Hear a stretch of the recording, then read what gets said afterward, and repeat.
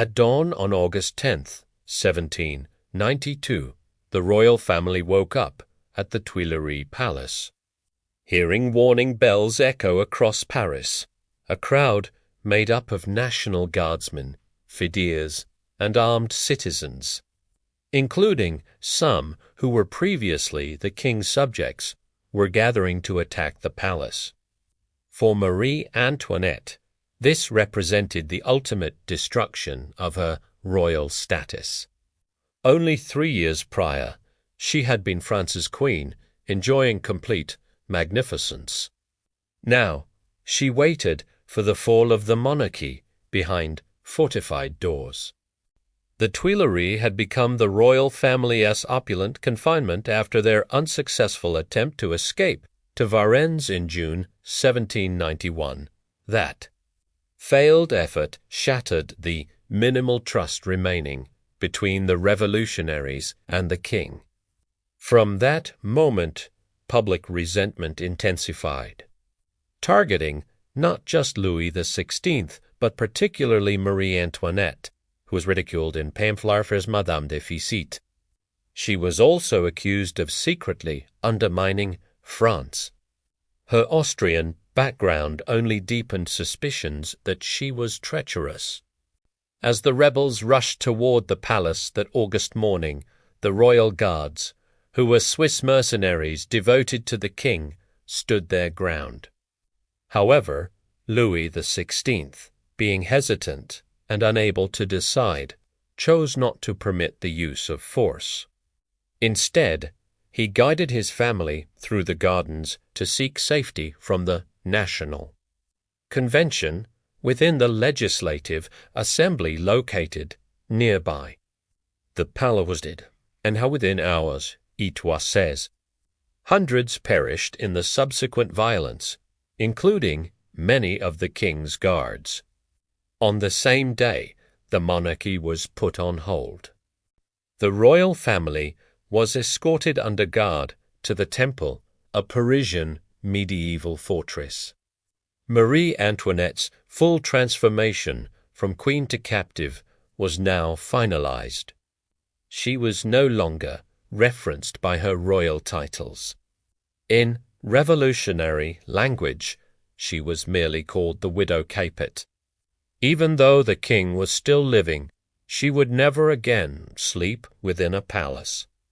Her terrifying imprisonment began alone in the conciergerie. On the evening of August 2nd, 1793, municipal officers from the Commune entered the Temple prison and informed Marie Antoinette that she would be moved. Based on the Revolutionary Tribunal's documentation, she was escorted before dawn to the conciergerie, the detention center on the Isle de la Cite, which was famously referred to as the antechamber of the guillotine. From this point, she was completely cut off from her remaining family. Her daughter, Madame Royale, later recalled in her written memories that her mother embraced her without speaking, completely aware that any utterance could be heard. The prison records registered her as the Widow Capet, a name intentionally imposed by the revolutionary government to strip away her royal identity. Her cell was situated in the women's area, just above the river. Historical blueprints of the conciergerie, including those preserved by the Commission des Monuments Historiques, illustrate that the cell measured approximately 3 by 2 meters, confined by iron bars and stone walls, featuring only one narrow window slit. Descriptions from those who witnessed the conditions, such as the prison reformer Jacques-Pierre Brissot, portrayed the women's cells as cold, humid, and infested with rats and lice. Initially, she was provided with no bed and had to sleep on straw. An official order dated August 5, 1793, mandated that she be kept under continuous scrutiny without interruption. 2 gendarmes were stationed inside her cell, refusing to look away even when she tried to clean herself or change her clothes. Officer Jean-Baptiste Myconus conceded, in his testimony before the tribunal, that she had no private moments. A physician associated with the prison, whose notes are archived in the Paris Revolutionary Committee, reported that the former queen displayed symptoms of uterine hemorrhaging, severe loss of weight, and profound fatigue. He was granted only restricted access. By the close of September, her physical appearance had dramatically altered. Eyewitnesses, including Lord Gower, the British ambassador, noted accounts that her hair had entirely turned white.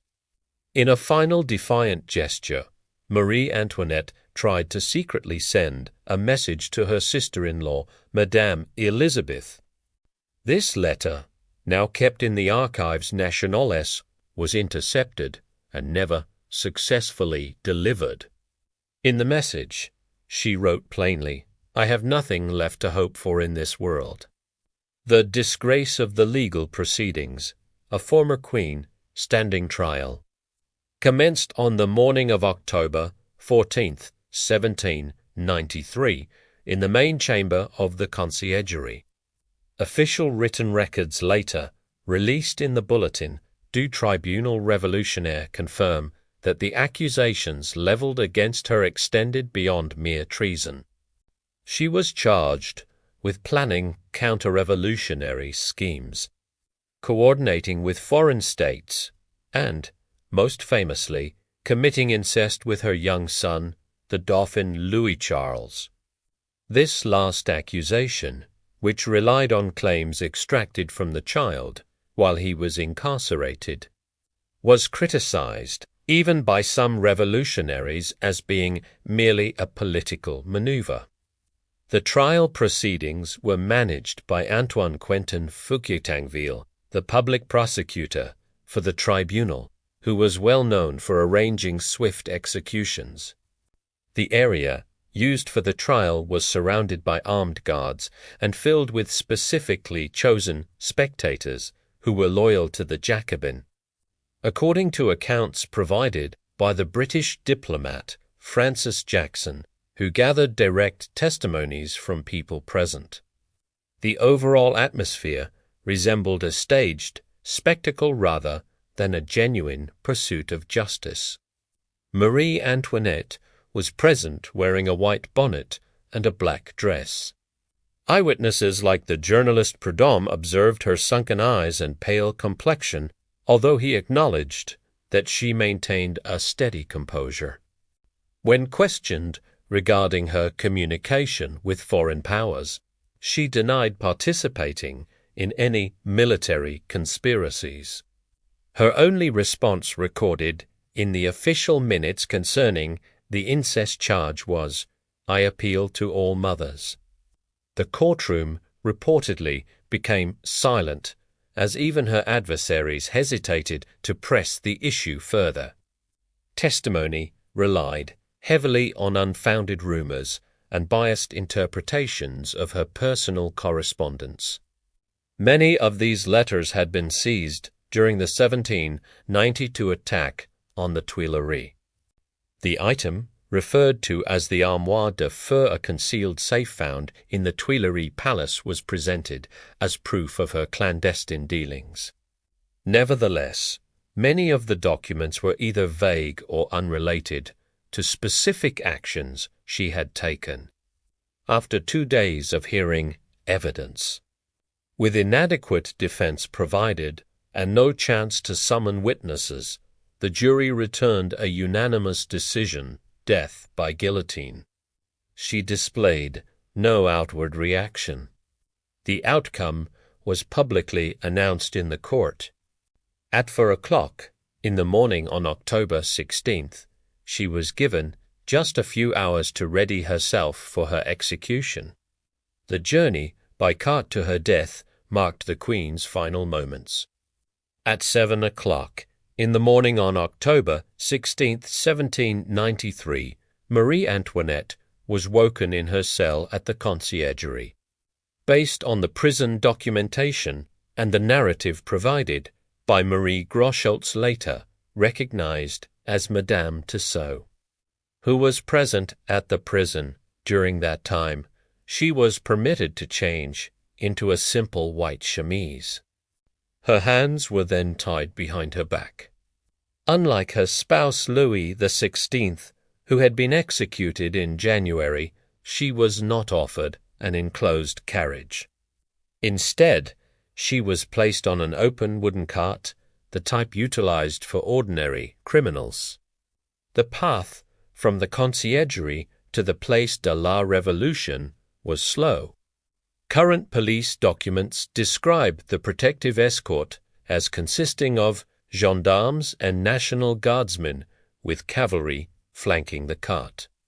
The execution procession traveled along the Rue Saint-Honore, where thousands of observers were lining the streets. One of the most thorough descriptions comes from Jacques Roux, a radical revolutionary who watched the procession and observed that the former queen remained silent, holding her head upright, with her gaze fixed directly forward. The journey by cart lasted for more than 60 minutes. Numerous observers noted her physical appearance. Her white hair had been briefly trimmed by the executioner's aide, a standard procedure before beheading. At the elevated platform, the executioner, Henry Sanson, helped her climb the steps. He recorded in a later deposition that she accidentally trod on his foot. She immediately apologized, delivering her final recorded utterance, "Pardon me, sir, I did not do it on purpose." The guillotine blade dropped at 12:15 p.m. A fraude turkers of the Guy, qui se noted that Krang vive la République, but verse, like the journalist Mercier, commented on a brief moment of quietude when her remains were placed into a standard coffin. She was interred in an unmarked grave at the Cimetière de la Madeleine, alongside hundreds of other individuals executed during the Reign of Terror. It was only in 1815, following the Bourbon Restoration, that her remains were exhumed and subsequently reburied at the Basilica of Saint Denis, the conventional resting place for French royalty. The downfall of Marie Antoinette represented more than just a monarch's demise. It signaled the eradication of an entire societal structure built upon inherited privilege and the concept of divine right. Her trial and subsequent execution demonstrated how swiftly a revolution can destroy its own figureheads just as quickly as it produces them. Her death raises questions. Did it serve as justice for the populace, or did it mark the onset of a new form of oppressive rule born from retribution? In her final written correspondence to Madame Elizabeth, composed on the morning of her execution, she stated, "I forgive all my enemies. I die in the hope that my death will unite my children."